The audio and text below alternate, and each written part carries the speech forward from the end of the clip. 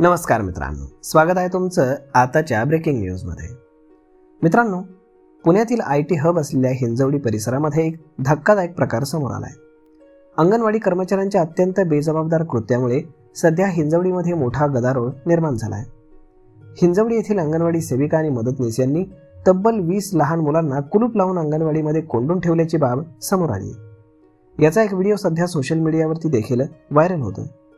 आणि विशेष बाब म्हणजे अंगणवाडीतील सेविका आणि मदतनीस या लहान मुलांना कोंडून स्वतः ग्रामपंचायतीच्या एका बैठकीसाठी निघून गेल्याचा गंभीर प्रकार उघड झालाय। बुधवारी 26 नोव्हेंबर दुपारी 11 ते 12 दरम्यान ही धक्कादायक घटना घडली।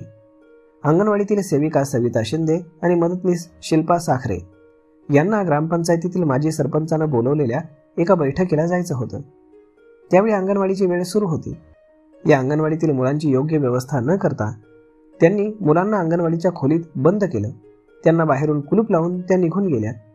साधारण तासभर ही मुलं त्याच खोलीत बंद होती। यावेळी भीतीपोटी आणि एकटेपणामुळे ती मोठमोठ्यानं रडू लागली। या घटनेचा व्हिडिओ समोर आला असून मुलांचा आक्रोश पाहून पालकांमध्ये आणि नागरिकांमध्ये तीव्र संतापाची लाट उसळली। या प्रकरणी अंगणवाडीतील सेविका आणि मदतनीस शिल्पा साखरे यांना विचारलं असता त्यांनी माजी सरपंचांनी बैठकीला बोलावलं म्हणून आम्ही कुलूप लावलं असा बेजबाबदार खुलासा केला।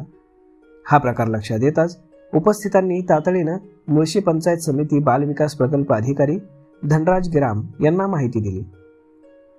त्यांनी या घटनेचं गांभीर्य ओळखून अधिकारी गिराम यांनी तत्काळ सेविका आणि मदतनीस यांना बैठक सोडून अंगणवाडीचं कुलूप खोलण्याचे आदेश दिले। त्यांच्या आदेशानंतर या कर्मचाऱ्यांनी परत येऊन कुलूप उघडलं आणि मुलांना मोकळं केलं। दरम्यान लहान मुलांना अशा प्रकारे कोंडून ठेवणं हे त्यांच्या सुरक्षिततेसाठी अत्यंत धोकादायक होतं, कारण कोणत्याही आपत्कालीन परिस्थितीमध्ये त्यांच्या बचावाचा मार्ग नव्हता। हा सरकारी बालविकास योजनांच्या नियमांचं उल्लंघन करणारा एक गंभीर प्रकार आहे। सध्या तरी या प्रकरणी कुठलीही ठोस कारवाई करण्यात आलेली नाही।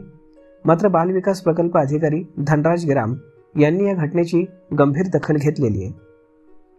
त्यांनी सेविका सविता शिंदे आणि मदतनीस साखरे यांच्यावरती कठोर शिस्तभंगाची कारवाई केली जाईल असं आश्वासन दिलंय।